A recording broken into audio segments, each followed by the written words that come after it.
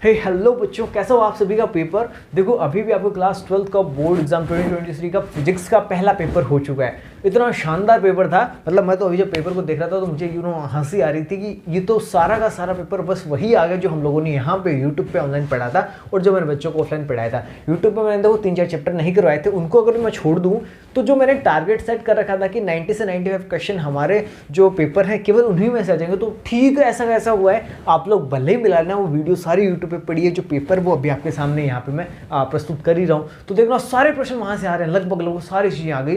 तो जिन्होंने केवल मेरे इन पेपर्स को भी तैयार किया था ना, अपन ने शायद 11 चैप्टर्स के एग्जाम पेपर्स देखे थे, मैंने आपको मॉडल पेपर करवाए थे, तो उनसे बाहर कुछ नहीं आया है। कितना शानदार है। अभी देखो मेरे पास आप सभी का जो फिजिकल पेपर है वो तो नहीं, लेकिन मैंने अपने लैपटॉप के अंदर आप लोगों को वही पेपर खोल रखा है जो आप अभी भी देखो देख रहे हो। मैं कोई चीटिंग नहीं कर रहा हूँ, देखो वही पेपर है, आप सबके पास भी है। और इस पेपर की पीडीएफ भी आपको मैं नीचे टेलीग्राम चैनल का जो लिंक है ना उसके जरिए आपको प्रोवाइड कर दूंगा। और फटाफट देखो इस पेपर का डिटेल्ड कंप्लीट सॉल्यूशन करते हैं, बाल की खाल निकालते हैं। पहला जो प्रश्न था बहुविकल्पिक प्रश्न था, इसमें आपको टोटल 9 प्रश्न दिए थे जो कि ऑब्जेक्टिव टाइप के प्रश्न थे। देखते हैं सबसे पहला प्रश्न है, मुक्त आकाश या निर्वात की विद्युतशीलता का एसआई मात्रक आपको बताना। प्यारे साथियों ये तो मतलब तुझसे बच्चे से सवाल आपको दे दिया, आपसे पूछा है इसका एप्सिलॉन नोट का मात्रक आपसे पूछा है। निर्वात या हवा की जो विद्युतशीलता थी उसका मात्रक आप लोगों से पूछा, और अपन सभी जानते हैं इसका मान क्या होता है इसका 8.85 इंटू 10⁻⁻12, और ये होता है coulomb square upon newton metre square. ये हम लोग पढ़ते हैं। अब देखो आपसे यहाँ पे ऑप्शन दे रखा है, अच्छा मान पूरा मान ही पूछा, केवल मात्रक नहीं बल्कि पूरा मान पूछा, तो आपका पहला विकल्प नहीं है, दूसरा नहीं है, तीसरे के अंदर देखो पावर, बिल्कुल तीसरा विकल्प आपको मिल रहा है 8.854 इंटू 10⁻⁻12 कूलाम स्क्वायर। अब देखो इसको लिखने में ऐसे लिख रखा है कूलाम स्क्वायर न्यूटन की पावर -1 मीटर की पावर -2, तो कोई फर्क थोड़ी पड़ेगा। अरे भाई इनको बटा के ऊपर लेके चले गए, कितना आसान सा था। तो जो आपका पहले प्रश्न का पहला था ना उसके अंदर ऑप्शन नंबर जो आपका सी है वो बिल्कुल से करेक्ट था, अगर आप ये करके आए हो तो। ठीक है आगे बढ़ते हैं। देखना अगला आपका प्रश्न है, नीचे मैं लेता हूं इसको। नीचे प्रदर्शित किए गए चित्र में रंग सूचक प्रतिरोधक से में प्रतिशत सहीता आपको बतानी है, टॉलरेंस आपको बतानी है। मैंने क्लास में बच्चों को करवाया था, बिल्कुल अच्छी तरह से हम लोगों ने सारणी बनाई थी, वहाँ पे सारणी बनाकर हम लोगों ने इसको याद करने की ट्रिक भी सीखी थी। पूरा देखो वैसा वैसा सवाल आ गया, और वहाँ पे तो इतना मैंने बताया था कि आपको ऐसे 4 रंग के प्रतिरोध देंगे, उनसे आपको निकालो। अभी तो कुछ करना ही नहीं, सीधी सीधी आपसे टॉलरेंस है, केवल सहीता आपसे पूछी थी। लास्ट वाला जो आपको रंग दे रखा था वो रंग है सुनहरा, गोल्डन कलर है। अब गोल्डन कलर की जो सहीता थी वो मैंने वहाँ पे देखो चिक चिक के आप सबको बताई थी, +-5% होती है। तो यहाँ पे देखना ऐसा ऑप्शन आपको मिलता है क्या, पहला ऑप्शन नहीं, दूसरे ऑप्शन के अंदर देखो आपको मिल रहा है +5%, तो ये हमारे गोल्ड के लिए सहीयत आ गई। कितना आसान सा प्रश्न था ये। यहाँ पे देखो अगर कोई बच्चा मात खाता तो भाई डेफिनेटली उस बच्चे के अंदर कोई खोट है, उसमें टीचर और आपके स्कूल का विद्यालय प्रबंधन का कोई दोष नहीं हो सकता। बढ़ते हैं आगे। देखना अगला हमारा प्रश्न है, फटाफट हम लोग इसको करेंगे वरना तो वीडियो बहुत बड़ी चली जाएगी, आपका 3.25 घंटे का पेपर था, इसको मैं फटाफट सोल्व करवाना चाहता हूँ। लोहे का क्यूरी ताप होता है, देखो लोहे का क्यूरी ताप कितना होता है, मैंने आपको जब पढ़ाया था तो मैंने आपको ऑफलाइन क्लास के अंदर बताया था 770 डिग्री सेंटीग्रेड, ये होता है लोहे के लिए क्यूरी ताप का मान। अब यहाँ पे देखो ऑप्शन यहाँ पे आपको कोई सा मैच नहीं हो रहा है, क्यों, सारे ऑप्शन आपको देख रहे हैं केल्विन के अंदर। तो मेरे प्यारे साथियों कुछ नहीं करना, जब आपको डिग्री सेल्सियस दिया हो उसको केल्विन में बदलना हो तो 273 इसमें जोड़ दो, 273 आप इसमें जोड़ोगे, ऐड करोगे तो मेरे ख्याल से शायद ये आएगा 1043 के करीब, 1043 केल्विन। ये लो, ये आपका ऑप्शन है क्या, देखो देखते हैं। सबसे पहला ऑप्शन मिल गया, सबसे पहला ऑप्शन आपका 1043 केल्विन है। तो ये आपका अगर आप ऑप्शन टिक करके आए तो डेफिनेटली ये आपके लिए बिल्कुल से सही है। बढ़ते हैं आगे। देखना अगला आपका जो प्रश्न है वो आपसे कह रहा है प्रत्यावर्ती धारा I बराबर 200 गुणा साइन 60πt प्लस π/6 में विद्युत धारा की आवृत्ति आपको बतानी है। देखो आपको ये दे रहा है, कितना आसान सा प्रश्न आपसे पूछा, ये जरूर मेरे पेपर में नहीं था। देखो मैं इस बात को कंडेम भी करता हूँ कि ये वाला मेरे पेपर के अंदर नहीं था, लेकिन ये कितना आसान सा है वो मैं आपको देखो अभी बताऊंगा, तो आप खुद सोचोगे कितना आसान सा प्रश्न था। इंटू साइन 60πt प्लस आपका है π/6। अब देखो इसके अंदर 3 चीजें होती हैं, क्या क्या, आपको यहाँ पे जो दिख रहा है ना ये तो होता है इसका आयाम, यानी ये कह सकते हो आप इसका महत्तम मान भी कह सकते हो। यहाँ पे जो आपको दिखता है ये होता है कलांतर, ठीक है, जिसको अपन फाई से रिप्रेजेंट करते हैं। यहाँ पे ये जो ना ये होती है इसकी आवृत्ति। याद करो हम लोग ने जब ये पढ़ा था चैप्टर, वैसे तो आप ये नहीं कह सकते पूरी तरह से कि मैंने आपको कराया नहीं, अपन ने देखो ये तो देखा ही था I बराबर I0 साइन ओमेगा टी। तो यहाँ पे जो ओमेगा था ना हमारा वही तो ओमेगा है ये। देखो ओमेगा की वैल्यू कितनी देर की, आपको ओमेगा की वैल्यू है 60π यहाँ पे दे रखी है, और वैसे ओमेगा क्या है, कोणीय आवृत्ति होती है। तो इस ओमेगा की जो वैल्यू होती है वो होती है 2π, f लिख दो चाहे न्यू लिख दो जो आपको उचित लगे, न्यू को अपन एफ पे लिखते हैं, फ्रीक्वेंसी वो आवृत्ति है वो।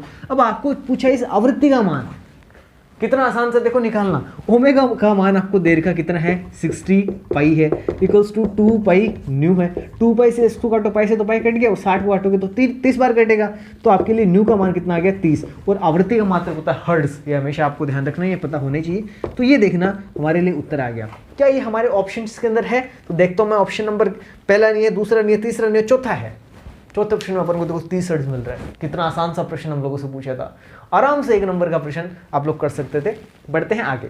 देखो अगला प्रश्न है, एफएम प्रसारण के लिए संचार आवृत्ति बैंड परास। देखो ये बैंड परास आपको बता दें, हमेशा ध्यान रखना, जो आपके एफएम है ना, उसके लिए बैंड परास होती है आपकी 88 से लेके 108 मेगाहर्ट्ज।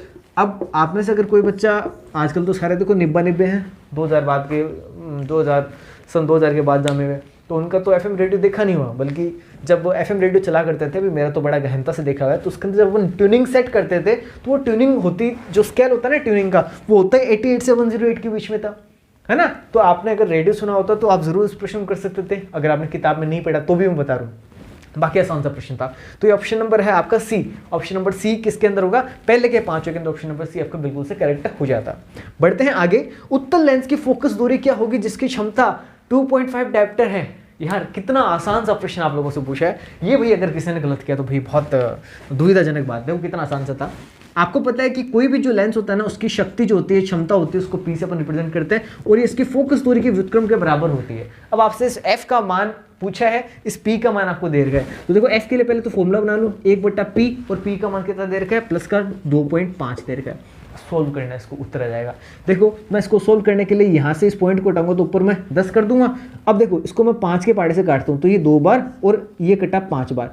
अब आपको 5 के अंदर, सॉरी 2 के अंदर 5 का भाग देना है, तो भाग देते हैं। तो देखो पहले तो लगाऊंगा पॉइंट, क्योंकि बड़ी संख्या का छोटी संख्या के अंदर भाग नहीं जाता, तो अभी हो गया 20। अब 5 का 20 में भाग दूंगा तो 4, ये 4 बार चला गया। ये किस में है? देखो जो आपका शक्ति आपको दे रखी है ना, डायप्टर के अंदर दे रखी है, और डायप्टर के अंदर शक्ति होती है उस समय आपके फोकस दूरी हम लोग रखते हैं मीटर में, तो ये तो आया है मीटर में। अब देखो आपका उत्तर मैच हो रहेगा।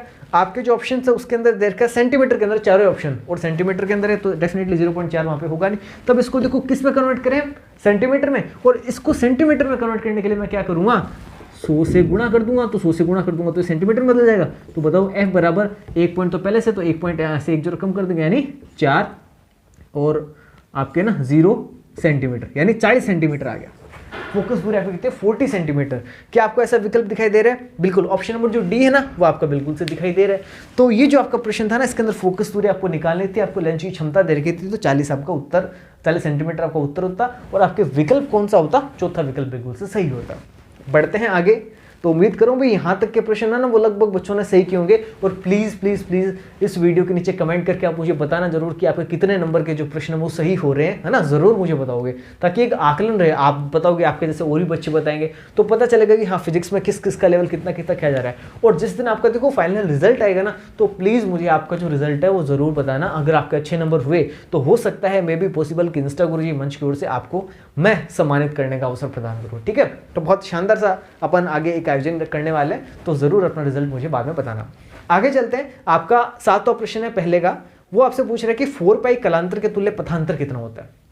देखो जब मैं बात करता हूँ ना पथांतर और कलांतर की, तो देखो पथांतर और कलांतर के मध्य एक संबंध होता है। देखो पथांतर को हम लोग लिखते हैं एक्स से, और कलांतर होता है अपना फाई, तो फाई बराबर होता है 2 पाई बाई लैम्डा गुणा आपके पथांतर, सॉरी 2 पाई बाई लैम्डा, मैं इसको क्या लिख रहा हूँ भाई, ये गुणा एक्स। एक्स होता है अपना पथांतर, और जो अपना फाई है ये है अपना कलांतर, तो ये होता है इनके बीच में रिलेशन। अब देखो आपसे पूछा क्या है इस प्रश्न के अंदर कि आपका 4 पाई कलांतर के तुल्य पथांतर का मान पूछा है, यानी ये जो आपको कलांतर है ना, ये दे रखा है कितना है, 4 पाई कलांतर ही दे रखा है। अब इसकी जगह देखो हम लोग लिखते हैं, मैंने लिखा 4 पाई, इसका मान रख दिया, equals to 2 pi upon lambda, और इक्वल्स टू नहीं है यहाँ पे एक्स गुणा में। अब सुनना सारे, इस 2 पाई से ये 4 पाई काटोगे, 2 बचेगा, लैम्डा है इधर चला जाएगा इसके गुणा में, तो x बराबर बताओ कितना आएगा, 2 लैम्डा। यानी आपके 4 पाई कलांतर के तुल्य जो पथांतर का मान आया है ना, x का मान वो कितना है, 2 लैम्डा है। कितनी सिंपल सी बात थी। ऑप्शन नंबर कितना है ये, और 2 लैम्डा है ना अपना, 2 लैम्डा ऑप्शन नंबर बी है। यानी जो पहले के 7वें प्रश्न का ऑप्शन नंबर होता बी, वो बिल्कुल से करेक्ट जाता है इस प्रश्न के लिए। बढ़ते हैं हम लोग देखो आगे। अगला आपका 8वां प्रश्न है इसी पहले के अंदर, वह 100 वोल्ट विभवांतर से त्वरित इलेक्ट्रॉन से संबंध डी ब्रोगली तरंग दैर्घ्य। अरे यार, ये क्या बच्चों जैसे प्रश्न आप लोगों से पूछे हैं। ये कितनी बार मैंने आपको बताया होगा कि भाई इस फॉर्मूले को तो आपको भले नींद में उठाए कोई ना पूछ ले, या तो आपको पता होना चाहिए। हम लोगों ने देखो पढ़ा था डी ब्रोगली तरंग दैर्घ्य, तो लैम्डा बराबर 12.27 अपॉन अंडर रूट वी, ये फॉर्मूला हमने पढ़ा था।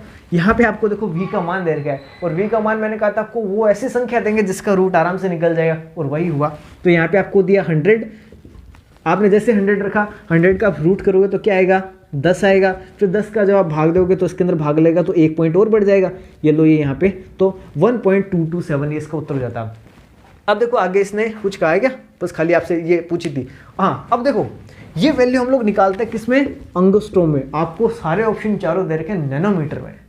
अब देखो अंतर देखना क्या है, अंगस्ट्रोम का मतलब तो होता है क्या 10⁻⁻10 मीटर, और जो आपका नैनोमीटर है ना ये होता है 10⁻⁹ मीटर।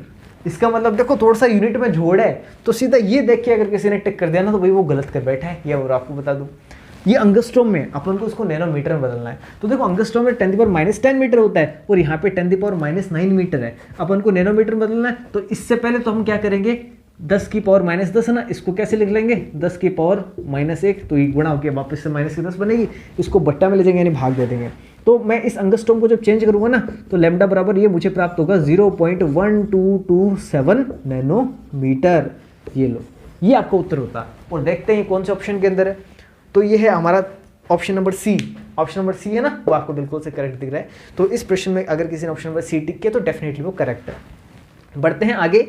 आगे देखना प्यारे साथियों, आपको एक लॉजिक गेट दे रखा है, और ये वही तो लॉजिक गेट है जो अपन ने पेपर के अंदर जिसकी बात करी थी, जो हमने इंपॉर्टेंट क्वेश्चंस पढ़े थे तो उनके अंदर अपन ने बात करी थी। अब देखना कितना सिंपल सा प्रश्न आप लोगों से पूछा कि ये जो लॉजिक गेट है किस गेट की तरह व्यवहार करता है, किस अपना जो मुख्य गेट होता है उसकी तरह व्यवहार करता है।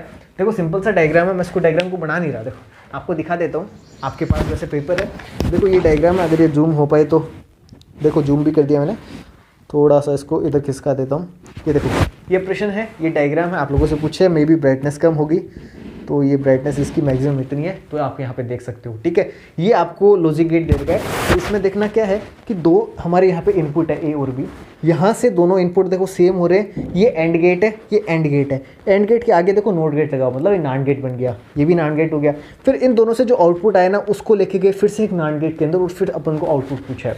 तो देखो सिंपली बात अपन करें तो देखो हम कह सकते हैं, क्या कह सकते हैं, देखो मैं आपको सीधा इसको बता देता हूँ, क्योंकि इसमें करेंगे टाइम लगेगा, आपको वैसे भी खाली उत्तर देखना है। ए को और बी को आप अगर रखोगे, मान लो सपोज करते हैं एक बार के लिए, अपन इसकी टेबल ऐसे तो बनाते हैं, इनपुट और आउटपुट। अब देखो मैं सिंपली नॉर्मल सी बना रहा हूँ क्योंकि अपन को तो खाली ऑप्शन टिक करना है, इसलिए यहाँ पे अपन को वाई देखना है, यहाँ पे वाई बराबर अपन को क्या मिलता है। तो मैंने मान लो दोनों को एक बार का 0 0, एक बार का 1 0 0 1 और 1 1, ठीक है, इसके संगत हमें देखना है। तो देखो सिंपली बात मैं करूं, ये नान गेट है, ये नान गेट है, इससे ये निकलेगा आउटपुट। तो देखो इससे आउटपुट निकलने के बाद हमें जब दोनों 0 0 रखे तो अपन को मिल रहा है 0। फिर मैं यहाँ पे रख रहा हूँ 1 0 रखें ना अपन, देखो 1 0 को मैंने रखा तो मुझे यहाँ पे आउटपुट मिल रहा है आपका 1, और सेम इसी का मिलेगा 1, और जब दोनों को ये रखेंगे तो भी मुझे मिलेगा 1। तो देखो ये एक सत्यमान सारणी हमारे पास बन रही है, ट्रुथ टेबल हमारे पास बन के आ रही है। अपन को ये बताना है कि ये किस गेट की सत्यमान सारणी है, किस बेसिक गेट की सत्यमान सारणी है। तो देखो जब हम 0 को 0 में जोड़ेंगे तो 0 आता है, 0 को 1 से जोड़ेंगे तभी तो 1 आता है, 0 में 1 को जोड़ेंगे तभी तो 1 आता है, और 1 को 1 में जोड़ेंगे तो 2 नहीं आता, 1 ही आता है। ऐसा कौन सा गेट में होता है मेरे प्यारे साथियों, हमेशा ध्यान रखना, ये है आपके और गेट की संक्रिया। और गेट के लिए संक्रिया क्या होती है, ए और बी, यानी ये वाला है आपका गेट। तो देखो कौन सा ऑप्शन इसको टिक कर रहा है, वही आपका उत्तर है। देखना ऑप्शन नंबर पहले आपको दिख रहा है, ऑप्शन नंबर जो ए है ना आपका, जो ये मैं थोड़ा जूम आउट करता हूँ इसको ताकि मेरे को प्रश्न का अंक दिख जाए। ये देखो ये आपका प्रश्न है 9वां, ठीक है। तो 9वें प्रश्न के अंदर ऑप्शन नंबर जो आपका ए है वो डेफिनेटली करेक्ट हो गया। तो सिंपली y = a + b जो होता है वो आपका सही उत्तर होता है। बढ़ते हैं आगे। आगे देखना आपका प्रश्न मुझसे कह रहा है, मुझसे क्या आप सभी से कहा है इसने, एक समान, देखो अगला दूसरा प्रश्न अपना, दूसरे प्रश्न के अंदर आपको ये जो रिक्त स्थान थे वो बढ़ने थे। इसमें पहला प्रश्न सुनना, एक समान आवेशित पतले गोलीय खोल के कारण उसके भीतर सभी बिंदुओं पर विद्युत क्षेत्र की तीव्रता का मान आपको बताना है, विद्युत क्षेत्र बताना। मेरे प्यारे साथियों हमेशा ध्यान रखना, अगर किसी भी चालक खोखले गोले को अपन आवेश देते हैं तो वो आवेश केवल उसकी बाहरी सतह पर समान रूप से वितरित हो जाता है। मैंने कहा था कभी भी विद्युत क्षेत्र रेखाएं धातु के अंदर प्रवेश नहीं करती, इसलिए धातु के अंदर विद्युत क्षेत्र की तीव्रता शून्य होती है। याद है क्या? वही तो चीज आपसे पूछी। एक समान आवेशित पतले गोलीय खोल के कारण उसके भीतर स्थित सभी बिंदुओं पर विद्युत क्षेत्र कितना होता है? तो रिक्त स्थान भरना तो शून्य होता है। शून्य कर देना। अगर कोई इसके अलावा कुछ करके आया तो उसको वैसे शून्य वैसे मिल जाएगा, और अगर कोई यहाँ पे शून्य लिख के आया था उसको, तो उसको धनात्मक नंबर मिलेंगे, +1 हो जाएगा। आगे बढ़ते हैं। अर्धचालकों की प्रतिरोधकता ताप बढ़ाने पर क्या होती है? कितनी बार आपको बताया, कितने अच्छे एग्जाम्पल के जरिए आपको बताया।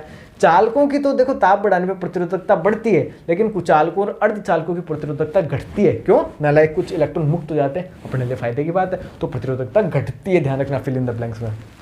फिर अपन बात करें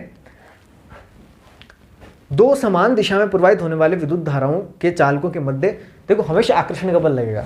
देखो जैसे मान लो कि कोई दो तार है, एक ये तार है, एक ये तार है, दोनों एक दूसरे से समांतर है। समांतर में से बने नहीं, थोड़े से आपको मानना समांतर ही है इनको। इन दोनों में देखो जब समान दिशा में धारा प्रवाहित होती है ना, तो दोनों ही तार एक दूसरे के ऊपर चुंबकीय बल लगाते हैं, और ये जो चुंबकीय बल होता है ये हमेशा आकर्षण की प्रवृत्ति का होता है। हमेशा ध्यान रखना, जब दो समांतर धारावाही चालक तार हो ना और दोनों में समान दिशा में धारा प्रवाहित हो रही हो, तो दोनों के मध्य एक आकर्षण का बल लगता है हमेशा। ओके, आगे बढ़ते हैं। फिर अपन आगे बढ़े तो प्राथमिक इंद्रधनुष में प्रकाश का डैश डैश डैश बार अपवर्तन एवं डैश डैश बार आंतरिक परावर्तन होता है। ये तो मैंने कितनी बार बताया आपको, मैंने यहाँ पे देखो डायग्राम बना के बताया था, अपन ने ऑनलाइन सारे क्वेश्चंस किए हैं। प्रकाश किरण आती है तो सबसे पहले यहाँ पे उसका अपवर्तन होता है एक बार, फिर यहाँ पे उसका वर्ण विक्षेपण भी हुआ था, फिर उसका देखो यहाँ से पूर्ण आंतरिक परावर्तन होता है, और फिर इस प्रकार से वो बाहर निकलती है। तो हमने कितनी बार समझा था, एक तो यहाँ पे अपवर्तन हुआ, एक बार यहाँ पे अपवर्तन हुआ, दो बार तो गया अपवर्तन, और एक बार होता है पूर्ण आंतरिक परावर्तन। तो आपसे जो प्रश्न पूछा था प्राथमिक इंद्रधनुष में प्रकाश का 2 बार अपवर्तन एवं 1 बार पूर्ण आंतरिक परावर्तन होता है। कितना सिंपल सा प्रश्न आप लोगों से पूछा था। कहीं कोई शंका, कहीं कोई समस्या वाली तो देखो चर्चा इन्होंने छोड़ी नहीं बात करने के लिए। अब देखो अगला प्रश्न है आपका, प्रश्न संख्या 3 है, जिसके अंदर आपको 1 से 8 तक के उत्तर एक पंक्ति में देने, यानी एक नंबर के छोटे छोटे प्रश्न थे, एक लाइन में आपको उत्तर देना था। एकल आवेश के कारण विद्युत क्षेत्र रेखाओं को दर्शाओ। बताओ क्या प्रश्न आप लोग, मतलब बच्चों वाले प्रश्न तो सारे आप लोगों को दे दिए। इनको मतलब पता नहीं था कि पेपर बनाते टाइम कि हम ये 12वीं वालों का पेपर बना रहे हैं। देखो ये मान लो कि कोई इसने कहा कि Q is greater than to 0, इसका मतलब क्या है कि एक धनावेश के लिए आपको विद्युत क्षेत्र रेखा के लिए चित्र बनाना है। हमने पढ़ा था चिक के, मैंने आपको समझाया था कि जो आपका धनावेश होता है, विद्युत क्षेत्र रेखाएं हमेशा धनावेश से बाहर की ओर होती है और चालक की सतह से समकोण बनाकर निकलती है। तो मान लो कि कोई चालक है जिसके ऊपर धनावेश है, तो इससे निकलने वाली विद्युत क्षेत्र रेखाएं इससे समकोण बनाते हुए किधर की ओर होंगी? बाहर की ओर होंगी। ये अपन ने बार बार में पढ़ा था, इसमें किसी को कोई शंका, कोई समस्या आनी ही नहीं चाहिए थी, और ये हमारा क्या हो जाता, किसी धनावेश के चारों तरफ विद्युत क्षेत्र रेखाओं का समूह है जो हमने इस प्रकार से खींचा है। अगला है विद्युत द्विध्रुव के कारण इसके अक्ष पर विद्युत क्षेत्र का मान लिखिए। मैंने कहा था आपसे भले ही ये डेरिवेशन पूछे ना पूछे, लेकिन इसका फाइनल रिजल्ट जरूर याद रखना, ये आपसे पूछ सकते हैं, और देखो वही हुई। इसीलिए तो मैं कह रहा हूँ कि जो अपने टारगेट रखा था 90 to 95 नंबर हम लोग स्कोर कर लेंगे केवल हमारे इंपॉर्टेंट क्वेश्चन वाले पेपर से, तो देखो वो अचीव हो रहा है हमारा। तो आपसे पूछा था यहाँ पे ई का मान, तो ई वेक्टर बराबर 2kp वेक्टर अपॉन r3 ये होता है साहब। वेक्टर नहीं लगाओ तो भी चलेगा, और वेक्टर लगाओ तो बहुत बढ़िया बात है। ये था, कितना आसान सा है। आगे चलता हूँ मैं, स्क्रॉल डाउन करता हूँ मेरे पेपर को। यहाँ पे स्थायी चुंबक बनाने के लिए पदार्थ की आपको देखो 2 विशेषताएं बतानी है। देखो आपको अगर स्थायी चुंबक बनाना है तो एक तो हम लेंगे नरम लोहे को। देखो अगर लोहा है तो उसको नरम लोहे को प्रयोग लेंगे ताकि वो अच्छे से चुंबक में बदल सके।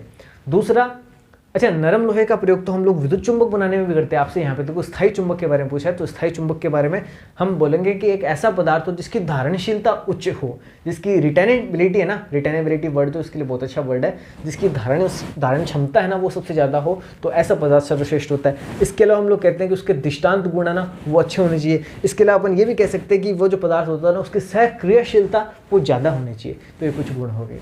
आगे देखना पहले साथियों, आपसे पूछा, अरे देखो ये प्रश्न आप लोगों से पूछ रहा, निम्न में से कोई 2 अनुचुंबकीय पदार्थ छांटिए। अब देखो यहाँ पे मैं थोड़ा सा माफी का हकदार हूँ। कैसे? जब हमने बात करी थी अनुचुंबकीय, प्रतिचुंबकीय और आपके चुंबकीय पदार्थों की, लोह चुंबकीय पदार्थों की, तो मैंने आपको यहाँ पे 3 छोटे छोटे कॉलम से बनाए थे। लोह चुंबकीय पदार्थ मैंने कहा था ये तो आपको पहचानने की जरूरत ही नहीं, तो आप ऐसे जानते हो। बात रही अनुचुंबकीय और प्रतिचुंबकीय के बीच में, तो अपन ने यहाँ पे कुछ एलिमेंट्स मैंने यहाँ पे लिखे थे, कुछ एलिमेंट्स मैंने यहाँ पे लिखे थे। उनमें से मैंने केवल आपको 4 याद करने के लिए कहा था। मैंने कहा था बाकी आप छोड़ दो तो भी चलेगा, लेकिन नज़रों में से ज़रूर निकाल लेना इनको। मैंने आपको ये बात कही थी, इस बात से कोई मुकर नहीं सकता। वीडियो पड़ी है यूट्यूब पर, मैंने बिल्कुल नहीं हटाई, तो आप उसको जाके देख सकते हो। अब आपको जो मैंने छुड़ाए थे ना, मैंने कहा था कि इन पर ज़्यादा ध्यान मत देना, लेकिन एक बार नज़रों में से निकाल लेना। तो वो नज़रों में से जो निकाले थे ना, वहाँ से आपको प्रश्न पूछ लिया। आपको प्रश्न पूछा है कि 2 अनुचुंबकीय पदार्थों को छांटिए। तो देखो इसमें 2 अनुचुंबकीय पदार्थ आपको साफ साफ दिख रहे, तो पहला ये है और एक ये नहीं है, ये नहीं है, ये चौथा हो गया एल्यूमिनियम। तो ध्यान रखना सोडियम और एल्यूमिनियम जो ना, ये 2 आपके अनुचुंबकीय पदार्थ हैं जो आपको इसमें से चुनने थे, और आपका ऑप्शन जो वो सही हो जाता। फिर देखो अपन आगे बढ़ते हैं।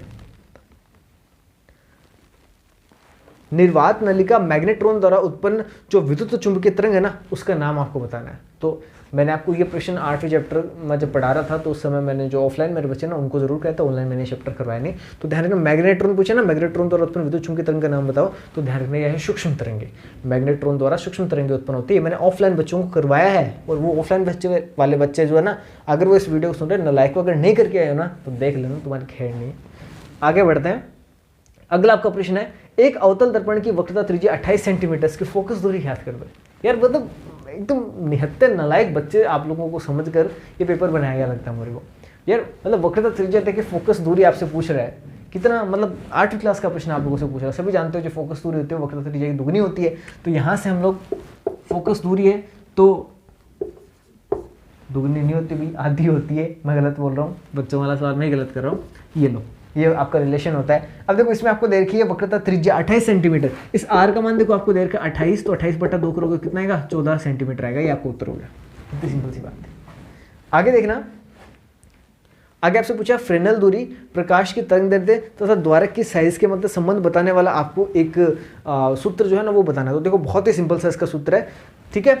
ये क्या है, मैं इसको यूँ लिखूंगा ZF = a² λ।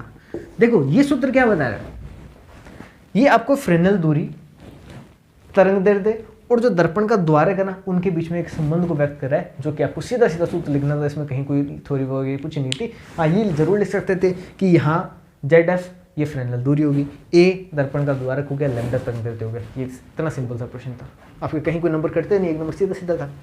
आगे बढ़े, अगला देखो आपका 8वां प्रश्न है, इस तीसरे प्रश्न का अंतिम है। P प्रकार के अर्धचालक में बहुसंख्यक आवेशवाहक एवं अल्पसंख्यक आवेशवाहक के नाम लिखो। यार मतलब अगर कोई नालायक बच्चा मेरे को आके ये कह देना सर मैं फेल हो रहा हूँ, तो मैं वहीं बता रहा हूँ उसका मेरे हाथ में तलवार हो, है ना भाई। ये हालांकि क्राइम केस हो सकता है, तो मैं आगे वाले शब्द नहीं कहूँगा, लेकिन देखो ये चीज़ आपसे पूछिए, P प्रकार के जो अर्धचालक होते हैं उनके अंदर बहुसंख्यक आवेशवाहक कौन से और अल्पसंख्यक आवेशवाहक कौन से, इसमें तो कोई शंका कोई समस्या आनी नहीं चाहिए। देखो P नाम से स्पष्ट पॉजिटिव, तो उनके अंदर बहुसंख्यक आवेशवाहक कौन से होंगे, जो पॉजिटिव है या जिनके ऊपर नेगेटिव चार्ज नहीं है, तो वो कौन से हैं, होल्स। यानी P प्रकार के अर्धचालकों के अंदर होल तो होंगे बहुसंख्यक आवेशवाहक, और जो आपके इलेक्ट्रॉन्स हैं वो होंगे अल्पसंख्यक आवेशवाहक। सिंपल सी बात। बढ़ते हैं देखो आगे, अब फटाफट देखो पेपर को अपन देखेंगे।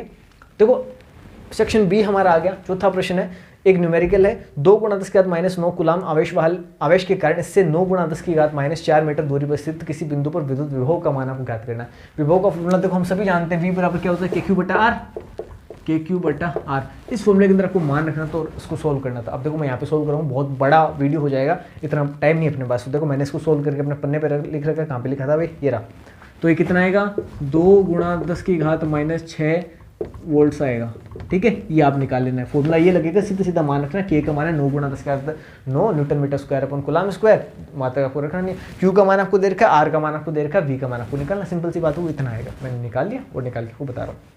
आगे देखना, 3 बिंदु आवेशों निकाय की विद्युत स्थितिज ऊर्जा का व्यंजक प्राप्त करना है। अब देखो व्यंजक प्राप्त करना मतलब डेरिवेशन करनी है। डेरिवेशन अपन नहीं करेंगे, सीधा इसका जो रिजल्ट है ना वो मैं आपको यहाँ पे लिख के बता रहा हूँ। जिन बच्चों ने पढ़ रखा है तो उन्होंने तो उसको रिजल्ट को निकाला होगा, और जिन्होंने नहीं भी पढ़ रखा तो वो ध्यान रख ले क्या होता है, तो वो मैं आपको सीधा उत्तर इसका यहाँ पे बता देता हूँ।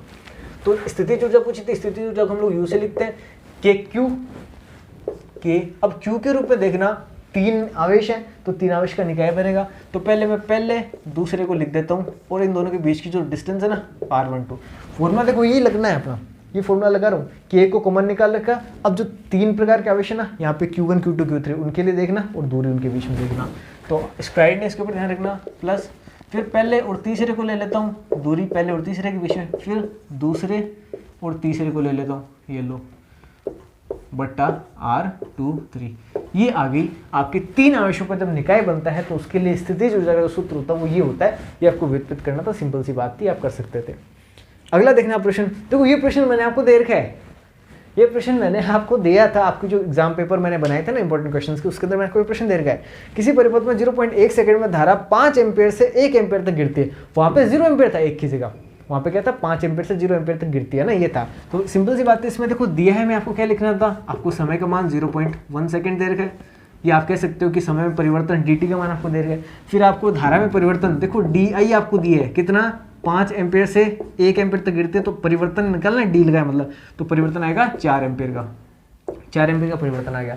फिर इसने कहा औसत प्रेरित विद्युत वाहक बल 200 वोल्ट है, यानी आपको E का मान दे रखा है कितना है 200 वोल्ट। अब लोग बताना, आपको L का मान बताना, प्रेरकत्व का मान बताना। देखो हम सभी जानते हैं E बराबर क्या होता है L di/dt, ये मैंने आपको करवाया है ऐसा कैसा question, same to same question है, बस यहाँ पे 1 की जगह वहाँ पे 0 था तो इसका यहाँ पे 5 आता, फिर अपन सोल्व करते। अब यहाँ पे देखो मान रखता हूँ 200 बराबर L का मान निकालना है, di का मान ये रहा 4 बट्टा, यहाँ पे बट्टा में कौन है 0.1 है। अब देखो इसको सोल्व करना कितना सिंपल सा है, पॉइंट हटाऊंगा 40 हो गया, अब इससे इसको काटूंगा, पहले तो एक 0 कट गया, 4 का 20 में भाग दूंगा तो 5 आएगा, तो L बराबर आ गया 5 और इसका मात्रक होता है हेनरी, तो L = 5 हेनरी। कितना आसान सा सवाल था, इसमें किसी को नहीं अटकना चाहिए था, ये तो मैंने करवाया है आपको बकायदा, तो इसमें कहीं कोई शंका आने नहीं चाहिए थी। जिन बच्चों ने लास्ट टाइम पे रिवीजन नहीं किया ना मेरे कहे अनुसार, उनके ज़रूर ये पेपर खराब हुआ होगा। बाकी इतना आसान पेपर तो मुझे नहीं लगता कि आज तक कभी आया होगा क्या इतिहास के अंदर। आगे बढ़ते हैं हम लोग, हालांकि कहने की बातें होती है, जो फेवर करता है उसको पता चलता है। 7वां प्रश्न देख लो, कितना आसान सा प्रश्न आपसे पूछो, पूरे थ्योरेटिकल क्वेश्चन है। विद्युत चुंबकीय प्रेरण के लिए 2 कथन आपको बताने हैं, पहला फैराडे का नियम, दूसरा है लेंज का नियम। तो फैराडे के देखो 2 नियम थे। पहला नियम क्या कहता है, जब किसी कुंडली से संबद्ध चुंबकीय फ्लक्स के मान में परिवर्तन होता है तो उसमें एक प्रेरित विद्युत धारा बहने लगती है, सिंपल सी बात, या प्रेरित विद्युत वाहक बल बहने लगता है, या एक विद्युत वाहक बल प्रेरित हो जाता है, सिंपल सी बात है। दूसरा इनका नियम है, वो कहता है कि ये जो प्रेरित विद्युत वाहक बल है ये फ्लक्स में परिवर्तन की दर के समानुपाती होता है, सिंपल सी बात। 2 नियम थे फैराडे के। फिर आपसे पूछा लेंज का नियम है ना, लेंज का नियम एक नियम है, वो कहता है कि प्रेरित विद्युत वाहक बल की दिशा सदैव इस प्रकार होती है कि वो उस कारण का विरोध करे जिसने इसको बनाया है या जिसके कारण इसकी उत्पत्ति हुई है, सिंपल सी बात थी। आगे बढ़ते हैं, शक्ति गुणांक का मान देखो निम्न परिपथों के लिए ज्ञात करना। शक्ति गुणांक का मान ज्ञात करना, तो देखो डेरिवेशन होता है, छोटा छोटा डेरिवेशन होता है आपको शुद्ध धारितीय परिपथ के लिए और श्रेणी LCR अनुनादी परिपथ के लिए, ठीक है, सिंपल सी बात थी जो कि आपको करना था। अब यहाँ पे मैं डेरिवेशन तो कराने नहीं वाला। अब देखो फिर आपसे अगला प्रश्न पूछा, ट्रांसफार्मर में होने वाली इन्हें 3 ऊर्जा हानि का उल्लेख करिए, इन्हें कैसे काम में लिया जाता है या इन्हें कम कैसे किया जाता है, ये समझाना आपको। ये प्रश्न मैंने आपको कराया, एज इट इज मैंने प्रश्न आपको करवा रखा है, अपने पेपर के अंदर जाके देख सकते हो, वीडियो पढ़िए, इवन उस वीडियो में आप लोग जाके देख सकते हो इसको। तो देखो ऊर्जा हानि ट्रांसफार्मर में कई प्रकार की होती है, जैसे हम लोगों ने एक तो बात करी थी ताम्र हानि की। तो जो आपका कोयल होती है ट्रांसफार्मर के अंदर, तांबा है, उसके अंदर अशुद्धियाँ हैं, तो तांबे के तार की खुद की अशुद्धि के कारण जो वहाँ पे प्रतिरोध है, उस प्रतिरोध के कारण ऊर्जा की जो हानि होती है उसको हम लोग बोलते हैं ताम्र हानि। ऐसे हम लोग बात करते हैं कि भंवर हानि के कारण या भंवर धाराएं बहने के कारण उसके अंदर हानि होती है, तो उसके कारण ताप वृद्धि होती है, उपकरण के जलने का खतरा बना रहता है, और इससे कम करने के लिए हम लोग क्या कर सकते हैं, पटलित क्रोड बनानी चाहिए। सारी बातें अपन ने कर रखी है, कहीं कोई शंका कहीं कोई समस्या आनी नहीं चाहिए थी। अगला प्रश्न देखना, हम लोग आगे चलते हैं। अगला प्रश्न आपसे पूछा, प्रकाश विद्युत प्रभाव की घटना में निम्न को परिभाषित करो।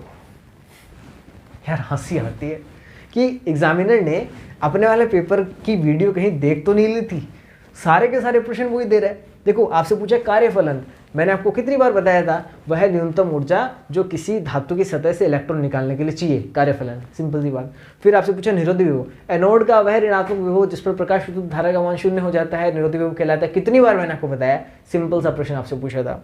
फिर आपसे पूछा यदि सीजियम धातु का कार्यफलन इतना है तो उसकी दहली आवृत्ति हर्ट्ज में ज्ञात कर दो। तो वही अपना देखो सिंपल सा, जब अपन प्रकाश विद्युत समीकरण व्युत्पत्त करते हैं तो मैंने आपको एक बात लिखा रखी है कि इलेक्ट्रॉन 1-to-1 इंटरेक्शन करते हैं। एक फोटोन अपने संपूर्ण जो ऊर्जा ना वो इलेक्ट्रॉन को देता है और इलेक्ट्रॉन उसका प्रयोग 2 रूपों में करता है, या धातु की सतह को देता है, सतह उसका प्रयोग 2 रूपों में करती है, पहला इलेक्ट्रॉन के उत्सर्जन में और दूसरा उसको गतिज ऊर्जा देने में।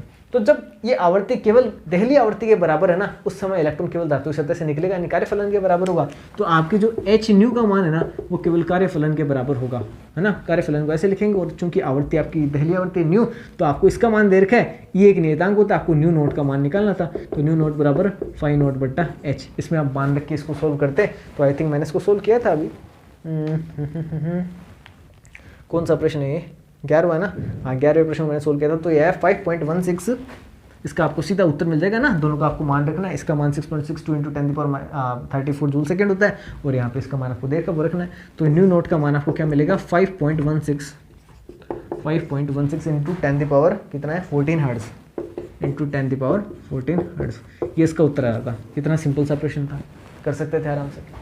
बढ़ते हैं आगे। हाइड्रोजन परमाणु की निम्नतम अवस्था में कुल ऊर्जा इतनी है, तो इसकी इस दशा में इलेक्ट्रॉन की गतिज ऊर्जा तथा स्थितिज ऊर्जा बता दो। कितना सिंपल सा है। जो आपको निम्नतम अवस्था में ऊर्जा होती है ना, उसको हम लोग ई से लिखते हैं। अब सुनना, गतिज ऊर्जा निकालनी हो ना, कुछ नहीं करना, माइनस ही कर दिया करो। स्थितिज ऊर्जा निकालनी है तो वो जो ऊर्जा थी ना उसकी दुगनी कर दिया करो, स्थितिज ऊर्जा आ जाएगी। तो सिंपल सी बात है।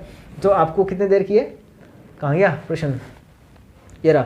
निम्नतम अवस्था में कुल ऊर्जा -13.6 इलेक्ट्रॉन वोल्ट है। तो अगर आपसे पूछे ना इसकी गतिज ऊर्जा, तो गतिज ऊर्जा तो जो ये था ना इस फॉर्मूले के अंदर ई का मान रख दो। तो ई का मान क्या -13.6 है, तो आप यहाँ पे माइनस पहले से पड़ा, उस माइनस के साथ गुणा क्या बन जाएगा, प्लस का 13.6 इलेक्ट्रॉन वोल्ट।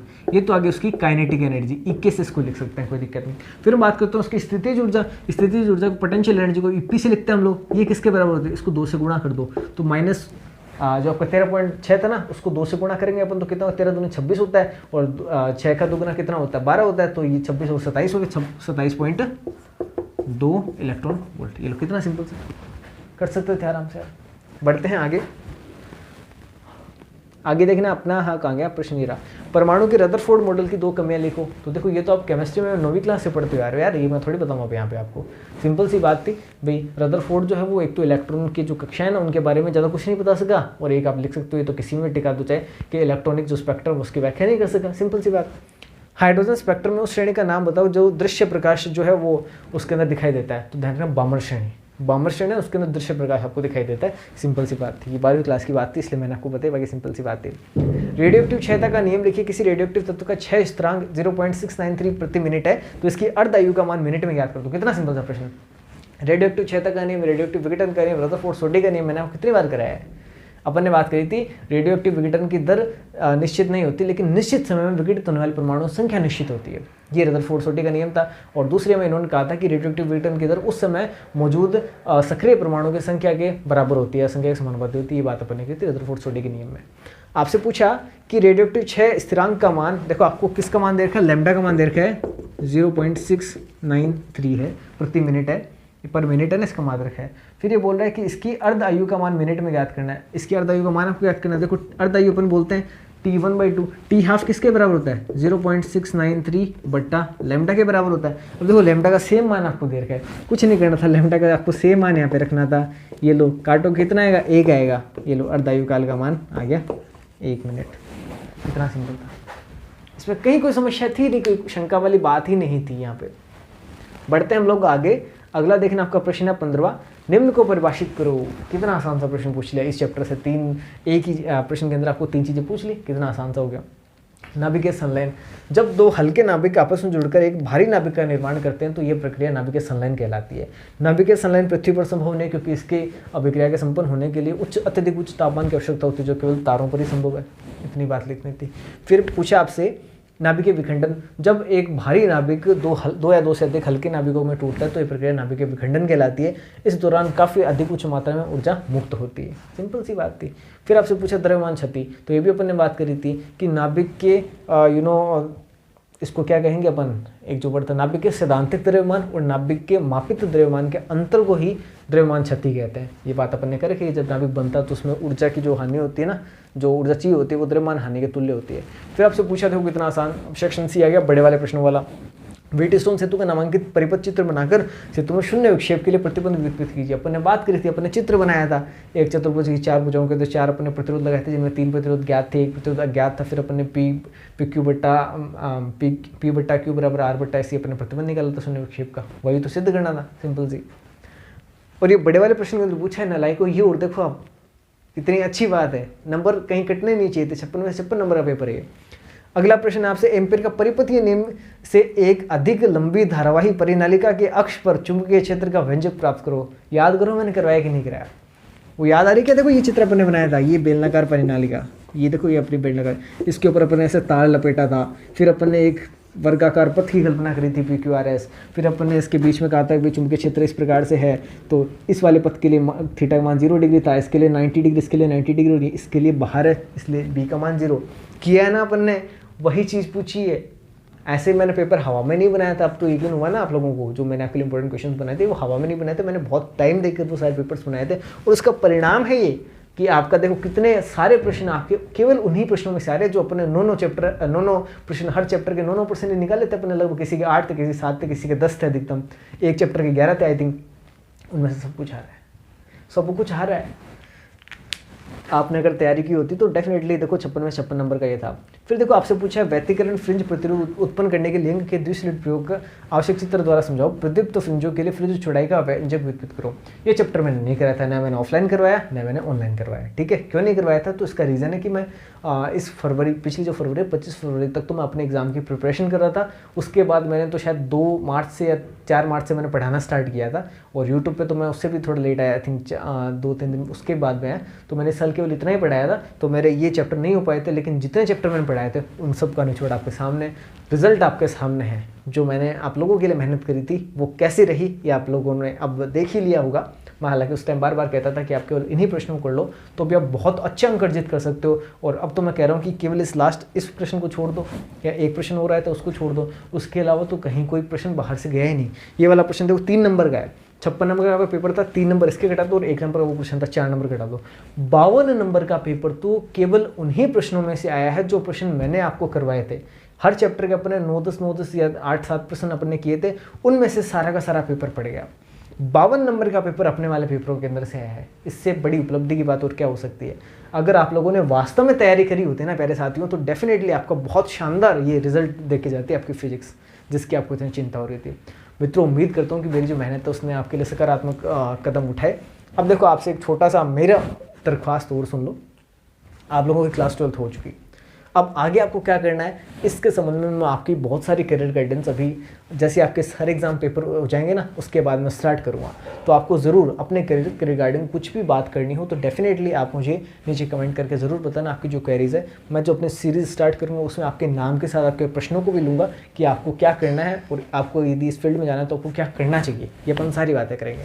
वीडियो अगर देखो पसंद आ रही तो प्लीज़ लाइक कर देना, चैनल को सब्सक्राइब कर देना। अब हो सकता है कि क्लास 12 के बाद आपकी और मेरी मुलाकात शायद नहीं हो, तो लास्ट बार मुझे देख रहे हो तो बाय बाय बोल के चैनल को सब्सक्राइब जरूर करके चले जाना। धन्यवाद।